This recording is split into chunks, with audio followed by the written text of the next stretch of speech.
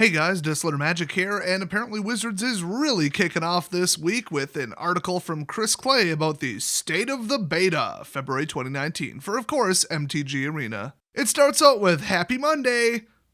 F you, Chris Clay. We hope you'll find a lot of love in the February update. It's a Valentine's Day joke, you guys. Oh my god. Oh, romance is in the air, and by romance, I mean I found a restaurant that's doing buy one, get one free entrees, whether or not you actually bring someone with you or not. So I'm going to order them both and look right into the waiter's eyes while I eat them. By myself, while playing Arena on a laptop. I might not even have pants on. I might just roll up in my boxers and they'll just be like, you know what?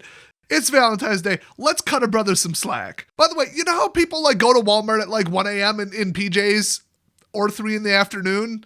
That's a thing in the last 5 years, is leaving the house in your fluffy pajama pants because, I just don't give a crap, and that's a thing. Which, come to think of it, when I was in high school, that actually kind of was the style, was, my stuff's all ripped up and it doesn't match, but I don't care and I'm cool because of that. And I was like, that works for me because my family's broke as hell. Anyway, I saw somebody walk into the gas station, no joke, it was 21 degrees out, which is actually pretty damn hot for Wisconsin. Pajama pants on, okay, if they're within walking distance, pajama pants, I get it. You're basically just walking to the other side of the house at that point, except the other side of the house happens to be the gas station. Okay, by a stretch, but she was walking with her husband or boyfriend, and I swear to you, they just were watching Netflix and then were just hey hun, let's go to the gas station. You know how I know? They took the blanket with them, okay? They have this fluffy throw blanket, pajama pants and the blanket just got straight up off the couch. Well, the Netflix movie's over. What do we do now? Oh, let's just walk to the gas station. Oh, you're bringing the blanket? Okay. It says no shirt, no shoes, no service. Doesn't say anything about blankets.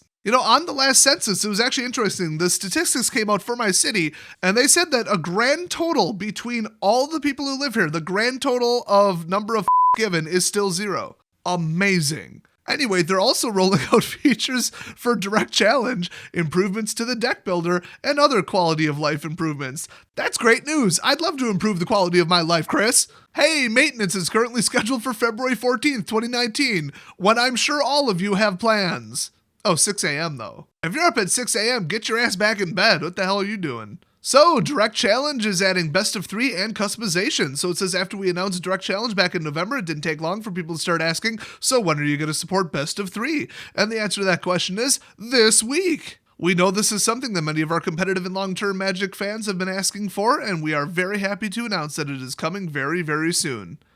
I mean, they're teasing, very, very soon. You literally just said when it is. In fact, I'm going to take a wild guess that it's on February 14th during the maintenance. Oh, I'm a regular Sherlock Holmes over here. Yeah, this video is going to go to a weird place, even weirder than it's gone already. I just had a cinnamon roll, a Mr. Brown cappuccino, and 5 cans of Arnold Palmer half and half. You know what they need for Direct Challenge? A delete history button. So if I play with somebody, the next time they go on stream, it doesn't show my damn username. That's why I'm not doing celebrity deathmatch of Arena on my damn channel. Because it shows your history forever and nobody can figure out how to delete it, even though we have determined it's stored somewhere locally. Implement that one, Chris, you dick. Then they go on and on and on and on and on and on and on about coin flips and how they're changing it. Not a damn word of it makes sense to me, and I don't care. It's rigged anyway. Also, Discord integration, which is great, except I'm still not telling people my username, so I don't care. While we continue to plan for our own integration of social features, so, hey, maybe chat so I can tell people to take their deck and shove it straight up their ass. That would be wonderful. One of the things we wanted to do in the meantime is better support the gaming communities our players are already a part of. Honestly, I think by that statement, they really just mean, oh, look at my amazing win, and then capture a snapshot or a screenshot and throw it straight to Facebook as a post or tweet it or something, which, I mean, not only is it yeah, you can show off, cool, look at my accomplishment, woo, and kind of, maybe get some feedback from your friends if anybody on Facebook plays or whatever. That's kind of cool. I mean, it's kind of got that Instagram, look at me, I'm so amazing, millennial vibe to it. But still, I mean, if you get somebody to negative 250, I mean, that is screenshot worthy, you know what I mean? And then you're getting the customers to advertise the game for you for free. So yeah, implement that. So they say with this upcoming update, MTG Arena now supports Discord Rich Presence, which I don't know what that is, and the ability to direct challenge players through Discord. Okay, that's neat. If you have game activity enabled, Discord Rich Presence will provide more detailed status information to your friends. I think that's if they're he's playing this and then it'll show maybe more details, which I've never seen that because I hate Discord. I mean, I run a server, but I still hate it. Actually, I run 2 servers, by the way. Whenever you're deck building, choosing your pick one in a draft, or climbing the ladder in ranked play, it'll tell them all what you're doing. That's just creepy and weird. I don't want them judging me on my draft picks. I suck at draft. In-game, the Direct Challenge Blade will feature a Discord challenge option, making it easier for you to play against your friends or members of the Discord servers. So I guess you'll just have like Discord contacts from the server that's linked to it, or the channel or whatever, and then just be like, here, challenge this person, without having to like type their name and the number and all that crap. That would be pretty cool. I've got to say that is pretty slick. So let's see. We'll have a full guide and walkthrough of the new Discord feature once the patch is live next Thursday. Oh boy. Now, deck builder improvements. Hallelujah. You can sort your decks by standard, pauper, and singleton. Finally. So they even start out by saying, it's here, it's finally here. With the February update, we've completed our long-awaited rebuild of the deck builder. For the dev team, we got to play good code, bad code, squish some bugs. I have no idea what they mean by the first statement, and I'm a programmer. And do a lot of housekeeping with the underlying tools and system architecture. Oh boy. That actually sounds exciting to me. For players, you get new features. Woo! The deck builder now supports multiple views and zooming options. That's pretty cool. An improved deck details page. Ooh. And changes to adding lands. And you can now sort your deck by format, like I said. There's also a new crafting mode, which allows you to quickly see uncollected cards that you can redeem your wild cards on. While in crafting mode, clicking an uncollected card will bring up the options to craft it via wild card, and the craft all option will be available if you have all the wild cards you need to complete a new deck. See, I'm not sure what they mean by that or why you would ever want to do that. Just unlock them on the fly in the search box. But I think, because I've never done this, I think what it'll do is if you try to import a deck that you don't have all the cards for, if you do have all the wild cards to build it and you're like, no, I want this deck, you can just hit one button and be like, do it all, buy them all. Oh good, they're making net decking easier. I'm so happy. What a great improvement to the game. You know, whenever you try to import a deck list like ever, they should just pop up a little warning on screen that says, warning, you might be a net decking douche. Or if it contains too many control cards, just be like, just stop. Are you sure you want to do this? Are you sure you want to ruin the game for everybody? And then make them click yes like 15 times. Like the game should start judging you based on what decks you import. Anyway, we think you'll find this new mode pretty useful since the new deck builder allows you to build decks using cards that are not part of your collection. See, that alone is smart. So even if it's not import-export, if you're just like, I want to build a deck list, like an ideal deck list, whether somebody else came up with it or I came up with it, and I just want to add cards for later so that when I have more wild cards, I don't think, oh crap, what was that card I was going to add to it? So, oh my God, have I wanted that feature forever. I've resorted to like taking notes on paper in a notepad and crap where I'm like, add these cards in the future and swap these out. No, I want to clone the deck and make an ideal version of it and then unlock the cards as I get them. So, woo! I'm excited about this one. Japanese and Korean localization. Oh boy! So it's actually going to support 9 languages: English, Spanish, French, German, Italian, Brazilian, Portuguese, which I love that they just didn't call it Portuguese. That is actually accurate while simultaneously being funny. Russian, Korean, and Japanese. Also, we're continuing to add polish and other quality of life improvements to all aspects of MTG Arena. I've got a suggestion. Make the skip all button. Here's a concept. Skip all. You press it and literally the next time anything happens, they ask you to hit OK. I'm convinced the button actually does nothing except for occasionally skip my entire turn because of a glitch. If I have decided with 100% certainty and absolute confidence that I am not going to respond to anything and I no longer give a fat figure skating about what my opponent is doing on their turn, how about make the auto skip button? I don't know, skip it all.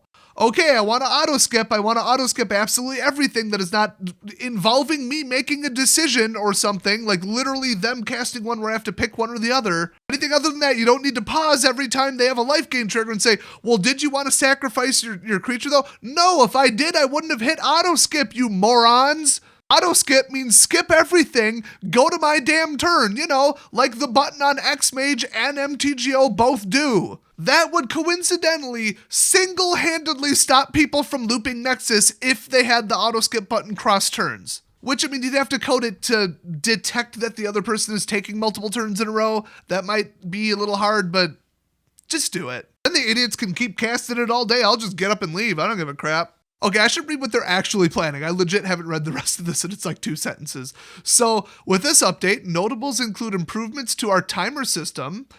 I hope they just across the board cut it by 66%. If you're consistently playing that damn slow, just get the hell out of my game. It gives people way too much time. And that said, I mean, okay, in a normal game, you would pile up 4 timeouts of, I think, like 30 seconds apiece. So if you have a really, really complex blocking decision, it probably shouldn't take you more than about a minute. So, okay, you burn 50% of your timeouts. Like, I know it's stressful. Oh, a timeout went. Oh, I better hurry up. But that's what they're for. The rest of the time, instead of giving people like, 25, 30 seconds before the timer even starts ticking?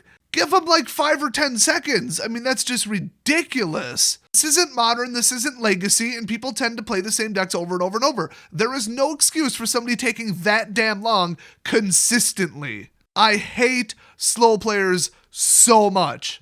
I only have limited hours in the day, and if I'm on a roll getting wins, or they're basically dead on board, hurry the hell up. Like in some matches, I could have played an entire other match in the time it took this person to stop scrolling through Instagram and actually hit the spacebar. They do also claim that they have a resolve all option for repeating triggers on the stack.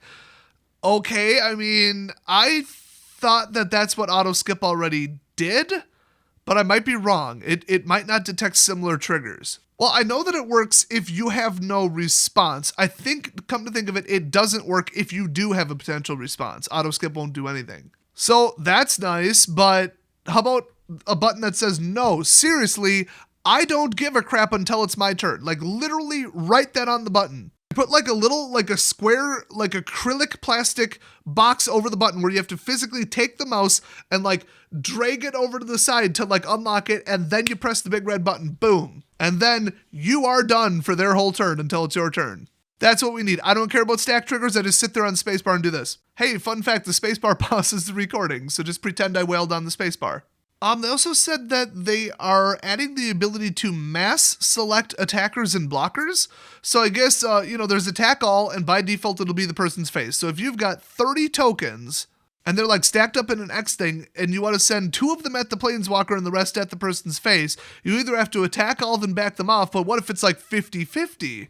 That is a lot of tedious clicking, especially if you're going to do it every single turn. So to just like drag and like select them with a rectangle or something would be pretty nice. Or however they're planning on doing it. Whatever it is, it would be nice if they do it right. Also, in the video that they released, that's way inferior to mine, obviously. Oh, and in their video, which is obviously vastly inferior to my version of it, they introduce the return, actually, of Chris Ko, executive producer. We already have a Chris Clay. That's too many Chris's. I'm sorry, Wizards, but you're gonna have to fire one of them. Or one of them's gotta change their names. You can't have 2 high up level Chris's. Oh, who told you to make that change, Chris? Which Chris? It doesn't work. So anyway, that's big old changes coming to the game. Kind of significant, but also kind of not. I mean, programmatically, I know that these weren't very difficult to code into the game, but as far as, people wanted these features, they're like big, I guess you would say. So my thinking is a lot of the development time over the last 1 to 2 months was probably not spent on these. I think they have something else pretty big planned. Now remember, they already admitted there's going to be something called Standard Plus, which is a new non-rotating eternal format. It's basically just a different starting point for Frontier. It's Arena only, and it contains older cards. So that'll be stupid OP and annoying and in need of banning about 15 cards, like just right off the bat. There are decks right now that if you went 1 set older, they would be ungodly powerful. Like Dimir plus Scarab God? No. Put the Scarab God down and nobody gets hurt, okay? So I'm not looking forward to that at all. I think honestly just mill by itself would be an ongoing problem. Control draw will be a problem because it already is. Red Rush will be toxic and impossible to play against. It's just a garbage format. I mean, it reminds me too much of Modern, and it's not even close to the same card pool, but they've been putting some power into Standard lately, so that I'm not looking forward to at all. I hope it's some janky side format that people play for fun once in a while, although there's no fun to be had with that. And the other thing I think they're working on is cosmetics. Remember, pets, card backs, and I forgot what the rest were. There was a third item that was purely cosmetic or whatever. They might not let any of that out until the game launches, But I mean, they're kind of missing out on money now, so I don't know. They wouldn't want to do it after the next rotation, I'll tell you that right now, because that's when people need to spend their money on actual cards, not, oh, I've got some gems left over, I'm going to buy this cutesy little thing. No, you get it anywhere near that point and people will be pissed because the game will just seem too expensive if they want the cosmetic items that are brand new. Oh, and I've got to rebuild all my decks due to rotation. Well, screw it, I'm not going to give them, $100 or whatever. So sooner rather than later on that would be very, very smart. So those are the only other 2 updates that we pretty much know are coming. I can't think of anything else that they themselves have covered as like an upcoming feature. But what they've got for the February one is pretty neat, so I am looking forward to it. It's a shame that the standard meta on Arena is toxic, impossible, unplayable garbage. That said, I am currently halfway through Platinum League number 1. I'm probably going to get Diamond tonight. I am just, like, the last 3 days, I've got like an 80% win rate all of a sudden when I kept going between 4 and 3 over and over and over. Couldn't get any traction, just bad matchups, and all of a sudden it's just like, woohoo, let's go. People are just playing very beatable stuff on the higher end of Platinum. I think I just kind of got up to where it's a different meta and my decks are a very good match for them, which by sheer coincidence they weren't before. So that is really, really nice. Also, one last little bit of Arena news. Recently, I think at least over the weekend, they were running a, it was either Pauper or Singleton. I think it was Pauper tournament. And surprise, surprise, Persistent Petitioners was just ruining the entire thing. So all they have to do is say, for Singleton and Pauper, that card is banned. And Rats too, why not? I don't remember what rarity that is, but screw it, ban it. I mean, at least from Singleton, it's the most gimme obvious spirit of the format ban, and they wouldn't even have to make a big song and dance and announce it where they're like, oh, this card is now banned. Just do a local Arena policy. I mean, remember they did that event where I think it's like every time a creature enters the battlefield, it fights something else automatically. And there were like 2 or 3 or something cards that they just pre-banned. They're just like, this is going to be too good. It's going to ruin the entire event. We're just going to not allow these couple cards into this one temporary little special event. They didn't even tell anyone. Just do that again. I mean, literally nobody wants Persistent Petitioners in their stupid Pauper or Singleton games. Nobody. The deck's virtually unbeatable if you don't specifically build around it, so you might think, oh, I want to build Gruul, I want to build this, name any of the 10 guilds. Nope, you get milled out. It's just such a bullshit deck. It's such a bullshit card. Just ban it from the format, Wizards. You got nothing but complaints and heat on Reddit and social media all weekend because of it. People were demanding refunds, saying it ruined the entire tournament. Oh, how ignorant and tone deaf and stupid and in your own little bubble do you have to be to not realize that those cards should not be in any special event ever? It is mind-blowing that they haven't already banned them. Unbelievable. Honestly, anytime Wizards is on social media, hit them with that, comment about that, and hopefully they'll get a clue. Probably not, I wouldn't hold your breath. So anyway, thanks for watching. Hopefully Arena becomes vaguely playable sometime in the future, and I'll see you guys next video.